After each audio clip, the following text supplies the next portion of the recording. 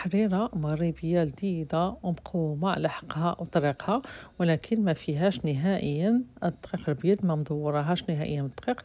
تصلح للناس اللي عندهم الحساسية ديال الجلوتين، الناس اللي عندهم المرض ديال السيلياك، كذلك بالنسبة للناس ديال السكر. تبعوا معايا الطريقة حتى الاخر، سهلة بزاف في التحضير ديالها، ولكنها تجي لذيذة وسهلة التحضير، وكذلك صحية بدون دقيق أبيض. السلام عليكم ورحمة الله وبركاته، مرحبا بكم في قناتي وقناتكم. اليوم نعمل معكم حريرة مغربية لذيذة تجي مقومة وبدون دقيق، ما فيهاش نهائيا الطحين، تتصلح حتى لاصحاب السيلياك واللي عندهم الحساسية ديال الجلوتين والناس اللي تتقل عليهم كذلك الدقيق. انا عندي جوج ديال البصلات، تحكوهم ولا طحنوهم. عندي هنا تقريبا ما بين 700 800 غرام ديال مطيشه، اللي عنده لحيه ممكن يحكها او لا نهدي الحك هكذا. عندي هنا جوج معالق ديال مطيشه ديال الحك، غنستعمل في الاول وفي الاخر منها. زليفه صغيره مع مارش ديال العدس مغسوله منقيه ومغسوله.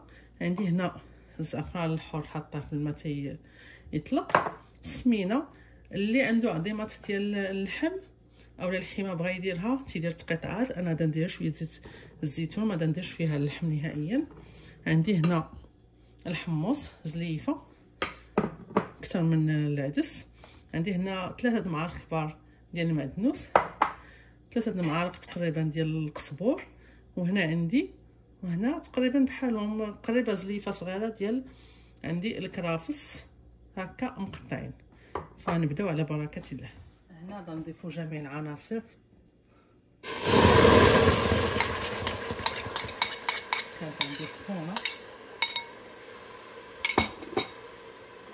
نزيد عليها مطيشه هاد البصله كنت مسخناها من قبل. هنا مطيشه البصله، غنضيف عليهم الحمص، اللي تيبغي يفرك الحمص يفركو.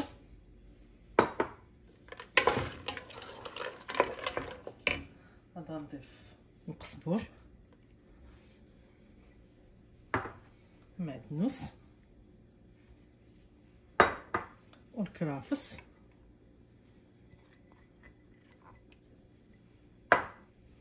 ونخلط كلشي. اللي تيبغي يدير حتى قطعات ديال اللحم او عظيمات ديال اللحم متوفرين يديرهم حتى هما تيزيدوا اللذه، واللي ما تيبغيش يخليها هكذا نباتيه حتى هي تجي لذيذه.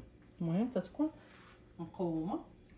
هذا نزيد معلقه ديال مطيشه ديال الحك في الاول. دابا هاد العناصر نخليهم يتشحروا. نزيد شويه ديال زيت الزيتون حيت ما ضفتش لا عظم ولا لحم.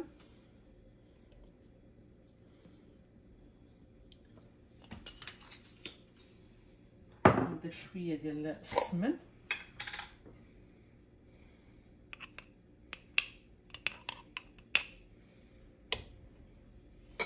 هذا ماشي سمن حاره. غادي نجيب التوابل العاديه،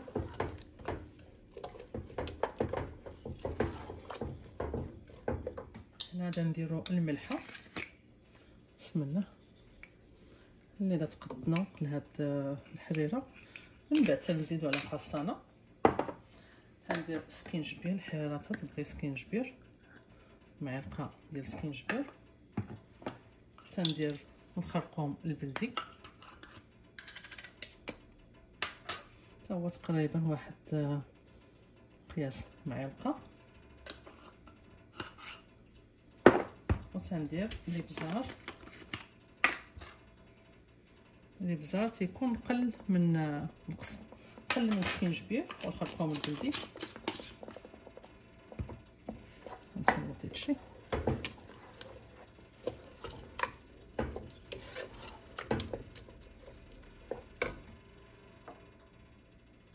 وغادي نخلي هذاك الزعفران حتى نضيف حتى نبدا نروي. غنخليو هذه تشحر شي شويه، عاد نرويو بالماء اللي تيكون سخون. هنا طلعت فيها الغليه وتشحرات شي شويه. غادي نضيف ليها هاد الزعفران الحر ونشلل الكاس بالماء. انا هذه واحد الاضافه ما كنتش نستعملها انايا، هي القرفه، ولكن كانت وراتها لي الزوجه ديال الاخ ديالي وسمعتها، فتدير شويه ديال القرفه تزيد في المذاق ديالها، ديال هاد الحريره هكا شويه اضافه. هذه اضافه ما كنتش انا تنستعملها، ولكنها تضيف واحد اللذه. صافي هكذا. انا بالنسبه لي ما ندورهاش بالطحين، فهذا نعوضو غادي ندير هكا جوج ديال البطيطات حلوين، واللي بغى يدير البطاطا العاديه ممكن بعد ما تنخلط البطاطا الحلوه مع قريعه اللي فضلتيه، وتنروي بالماء سخون. بسم الله الرحمن الرحيم.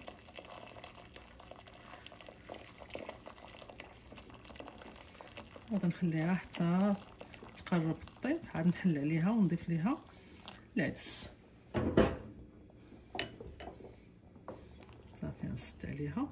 ما شاء الله الريحه ديالها هي دابا طالعه غزاله، واخا مازال ما طابتش. نرجع معكم منين يطيب الحمص ونبغي نضيف العدس. هنا من بعد 25 دقيقه حتى 30 دقيقه تيكون طاب هذا الحمص. هزيت هذيك البطيطه اللي دار البطيطه ولا قريعه ولا بطاطا البيضه ولا الحلوه اللي تتفضلوا. هذا هو الحمص طايب، تنهزها على جنب باش نطحنها. وهنا غادي نضيف هذيك العدس باش طيب ليا. الحمص يقبض كتر من العدس في الطياب. نحركها بحال هكا ونعاود نسد عليها حتى يطيب ليا العدس واحد 10 دقائق بحال هكذاك، لان العدس هنا تيطيب بسرعه. صافي هنا حليت عليها بعد ما طاب العدس. هي ما شاء الله كل شيء طايب هو هذاك. فغادي نضيف هاد البطاطا الحلوه. ممكن اللي ما بغاش يضيف حتى شي حاجه يخليها بحال هكذاك، ماشي ضروري انك الواحد يضيف ليها شي حاجه. ولكن هاد الخضيره بطاطا الحلوه راه مزيانه حتى لاصحاب السكري، يعني ما تطلع لهمش مستوى السكر في الدم، مزيانه احسن من البطاطا البيضاء. وضفت المعلقه الثانيه اللي بقات ليا ديال مطيشه ديال الحك حتى هي ضفتها. دابا غادي نخلي هادشي كله هكا يتجانس مع بعضياته. وهنا في الاخر كاين اللي تيدير في الشعريه، كاين اللي تيدير في الروز، كاين تيدير بحال هاد لي باط صغار هكذا. انا قلت هذه تكون مزيانه لاصحاب السيلياك اللي عندهم حساسيه ديال الجلوتين، فضفت هذا اللي خالي من الجلوتين. ممكن تضيفوا الروز اولا بحال هادو لي باط بحال هكا تيكونوا صغيورين ما فيهمش الجلوتين. بالنسبه للناس اللي ما عندهمش مشكل يضيفوا الشعريه. صافي. ومن في هذه المرحله تنبقاو نحركوا باش هذاك الروز ولا الشعريه ما يهبطوش لتحت ويلصقوا. ما تتقبلش وقت كثير باش انه تيطيب. وها هي ما شاء الله تيبان لكم هنا راه في هذه المرحله راه كل شيء طاب، تتجي لذيذه بزاف مقومه. كاخر مرحله فاش صافي تنضفي عليها. دابا غادي نضيف عليها، ضفت هذيك المعلقه صغيره ديال السمن بالنسبه للناس اللي تعجبهم السمن. وعندي هنايا شويه القزبر خليته في الاخر، ضايفه عليه شويه ديال الماء. صافي تنضيف في هذه المرحله تنضيفو وتنطفي الطنجره باش يبقى المذاق ديالو طري. كاين الناس اللي بالنسبه للوقت ديال التقديم ديال الحريره كاين اللي تيدير لي هذيك العصره ديال الحامض تيبغيها تكون محمضه، وكاين كذلك اللي تيطرب بيضه هكذاك وتيزيدها في الاخر فتتبقى على حسب المناطق كلها تجي مزيانه لا بالحامض او لا بالبيض. فالحريرات اذا كانت مقومه والاصل ديالها تجي لذيذه. كانت هذه هي الوصفه ديال اليوم. شكرا على المشاهده ورمضان مبارك، تقبل الله منا ومنكم صالح الاعمال.